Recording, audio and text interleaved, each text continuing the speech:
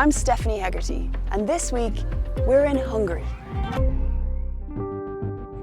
This is Kossuth Square in Budapest, right in front of Hungary's national parliament. And it was here on the 9th of May that thousands of people gathered to celebrate a political upset rarely seen in modern Europe.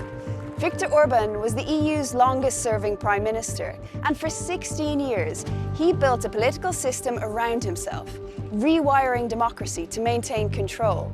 And that's why the results of April's elections, along with the overwhelming turnout of 80%, took many people by surprise. The man now in charge, Peter Magyar, has said he will dismantle the system that Orban built, and he's promised there'll be a rebirth of democracy.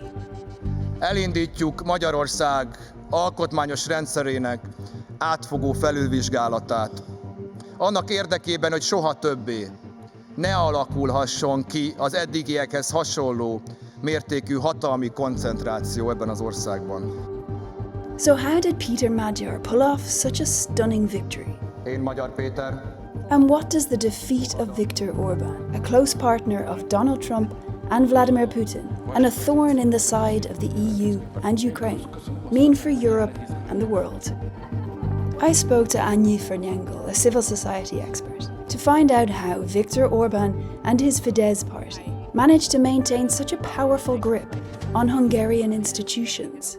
For the past 5 years, since the COVID pandemic, they had this state of danger in place, which meant that they could suspend laws and they could also accept laws without any parliamentary decisions. The other part of sustaining power was a great propaganda machine that Fidesz built. So there was this kind of alternate reality built through propaganda that was around 70% of media was owned by Fidesz-related people. Viktor Orban also used his spending powers to cement his control around the country.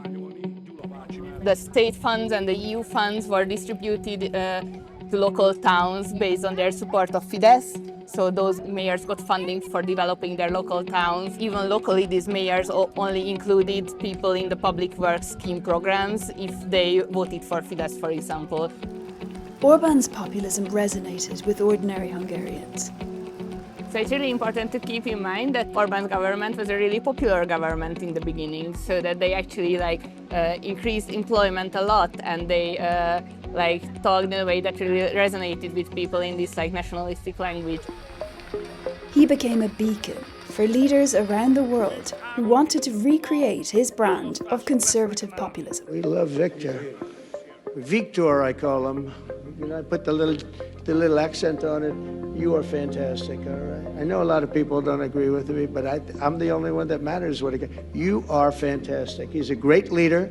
Many made pilgrimages to Budapest to learn from the man who had pushed the democratic system close to its breaking point and held on to power.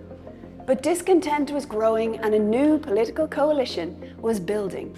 This is the headquarters of Partizan, one of Hungary's most influential political YouTube channels, and once a rare thing, a media platform outside of Orban's control. In 2024, Partizan published an interview that went viral. It was with a political insider who broke ranks with Orban's party, citing his concerns about corruption. And that politician was Peter Magyar.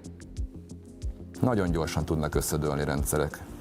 Pillanatok alatt, pár hét alatt, és nem azt mondom, hogy holnap után ez össze fog dőlni. Magyar was an overnight sensation, and within 2 years, he had toppled Viktor Orban. I asked Partizan's political editor how Peter Magyar and his party TISA managed it. The interesting takeaway from the TISA victory is not about mobilizing one or the other social group, but about forming a broader coalition than anyone could have ever imagined. I think the number of towns he visited on the campaign trail is in the hundreds, including small towns where people were really unused to politicians displaying an attention to them.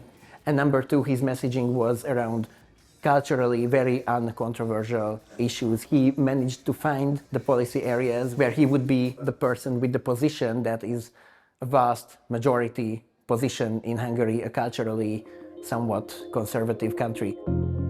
But after the euphoria comes reality and the challenge of trying to dismantle a system that was built to hold power in place.